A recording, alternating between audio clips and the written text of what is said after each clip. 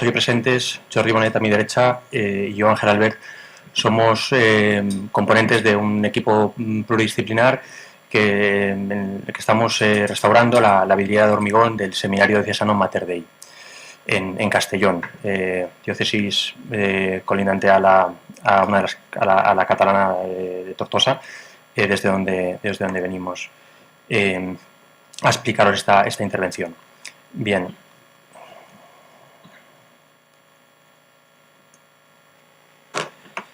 El Seminario Diocesano de Castellón, obra del arquitecto Luis Cubillo de Arteaga, en 1921-2000, surge de la reestructuración diocesana, momento en el cual el obispo de Segorbe-Castellón, Josep Pontigol, requiere un seminario en Castellón.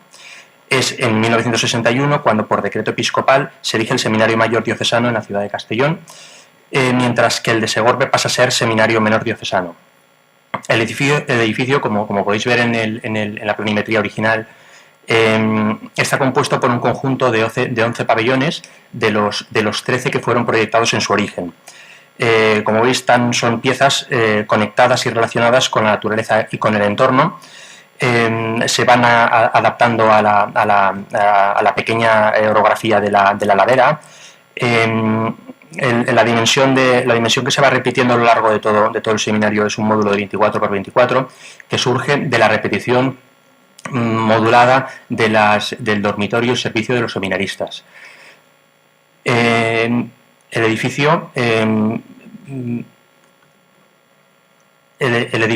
está materializado con perfiles metálicos y ladrillos cara a vista. La austeridad y funcionalidad presiden la totalidad de los espacios. El uso actual, además de seminario, se compagina con el de un colegio de enseñanza primaria y secundaria. La iglesia mayor, que la podéis ver en la fotografía central, se sitúa en una posición central, responde claramente a las nuevas ideas del momento, interpretaciones y puestas en escenas del entonces reciente Concilio Vaticano II, respondiendo a una exigencia pastoral claramente comprometida en su momento histórico. Ocupa un espacio representativo del conjunto,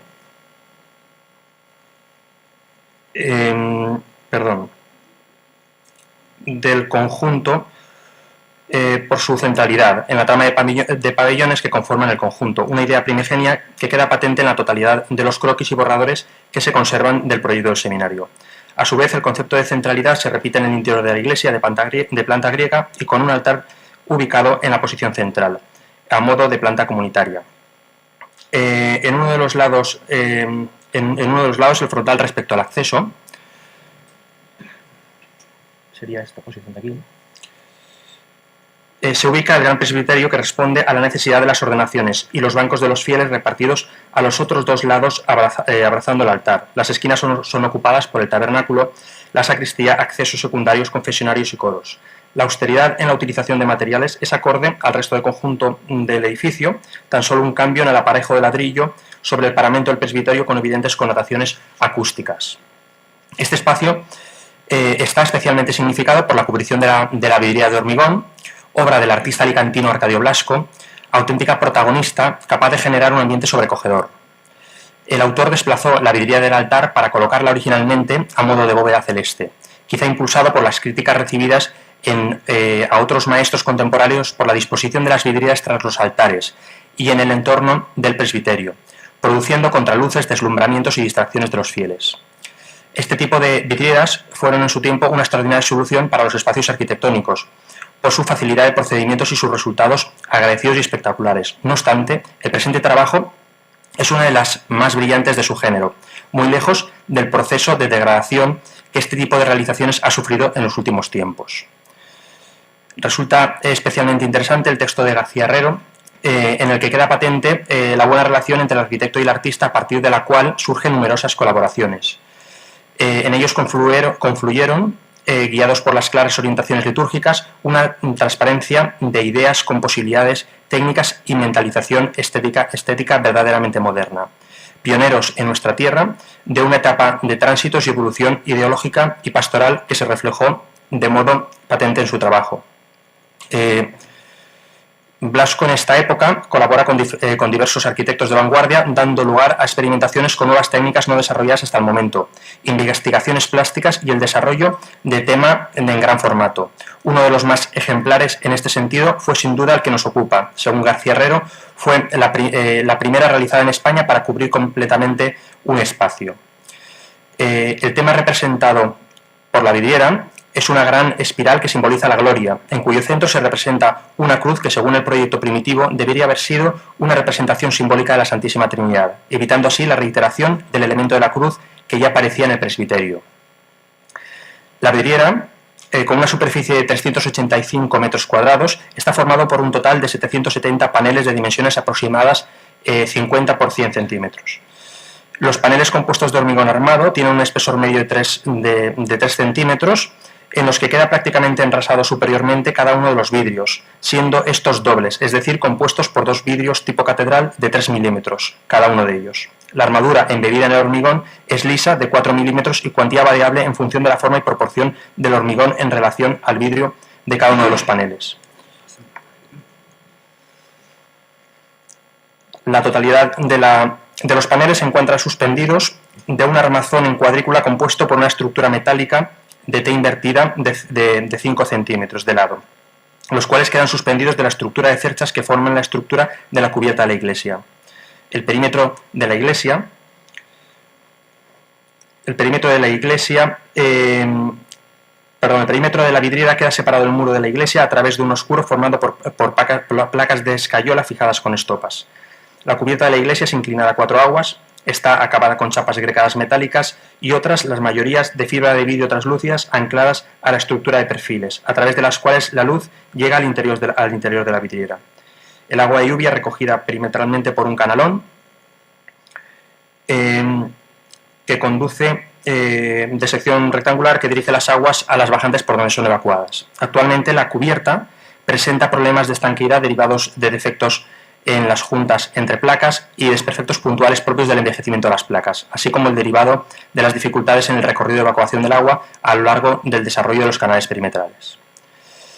La utilización de dos, y esto nos lo explicará mejor Jordi, la utilización de dos vidrios de tipo catedral de espesor total 6 milímetros, 3 más 3, supone un 30% del peso frente, una reducción del 30% del peso frente a si se hubieran utilizado vidrio tipo Daya, de espesor 20 milímetros.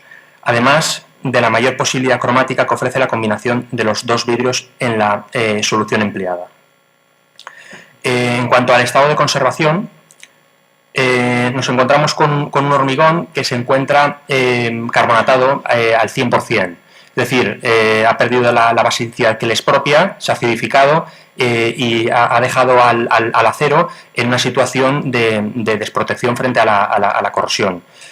Ha empezado a correrse en parte. Estamos en un momento, digamos, clave de la vidriera, en el sentido de que todavía el acero no se ha corroído, pero está a punto de realizarlo, está totalmente desprotegido. La intervención va a ir en varios sentidos y uno de ellos va a ser en volver a dotar a este hormigón de la basicidad que le es propia. Como veis, se ven pues, restos de la falta de impermeabilidad de la cubierta. El pequeño espesor, bueno, hay anécdotas de que el artista Arcadio Blasco padeció mucho, fue para él un gran reto construir esta vidriera, por el hecho de no solo de construirla en taller, sino de ponerla en obra. Y se encontró con un problema añadido después de la construcción de los 770 paneles, que fue la puesta en obra. Él había tomado las dimensiones de eje a eje, o le habían dado las dimensiones de eje a eje de los pilares, de la estructura metálica de la cuadrícula que vemos, y no habiendo descontado el espesor de los mismos. Por lo tanto, tuvo que, a pie de obra, ir recortando cada uno de los paneles para poderlos encajar, sin tampoco saber él en ese momento la trascendencia que estamos viviendo en estos momentos, que es la pérdida de recubrimiento de cada una de las armaduras. Este sería un mapeo de la... Bueno, vamos a tener que correr un poco. A ver, este aumento de volumen del hormigón al corroerse la estructura interna de hierro causa una serie de deterioros sobre los cristales que son muy característicos. Generalmente forma un craquelado, una rotura con muchísimas fisuras sobre el cristal. Luego hay otras alteraciones propias de vidrieras de hormigón cuando se usan vidrios gruesos. Este tipo de conformación con dos vidrios delgados no es común. Hay otro tipo de alteraciones que son alteraciones químicas asociadas a la composición del vidrio, porque es una época en que se experimenta bastante con las composiciones. Visitamos a posteriori el espacio interior de la vidriera y detectamos tres tipos, catalogamos el estado de conservación de los paneles en tres tipos. Digamos que había unos que habían estado fisurados y que habían habido una intervención sobre ellos, luego había otros que estaban fisurados pero estaban sin ningún tipo de intervención, y luego había puntualmente muchas piezas rotas que habían de consolidarse.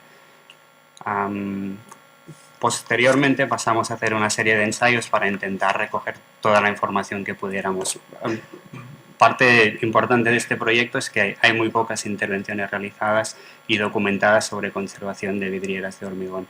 Así que realizamos ensayos, monitorizamos las condiciones ambientales de la vidriera, intentando saber si había condensaciones, si las amplitudes térmicas eran muy grandes, así que pusimos una serie de sensores, 3 sensores en el espacio debajo de la cubierta que medían temperatura y humedad relativa, uno sobre la vidriera y uno en el espacio interior. Recogimos los datos solo en agosto por distintos problemas de coordinación de los grupos de investigación, y los resultados que conseguimos fueron, primero, determinar que la vidriera no se calentaba por radiación, sino que se calentaba únicamente por convección. Esto es bastante inusual porque en caso de vidrieras emplomadas suele pasar lo contrario, la vidriera se calienta mucho por la radiación solar. Las humedades relativas fueron muy bajas, pero lo hicimos en agosto, o sea que digamos que no son limitadas las conclusiones. Y luego también vimos que el espacio interno tenía una inercia térmica muy grande y las medidas higroscópicas variaban poco. A ver.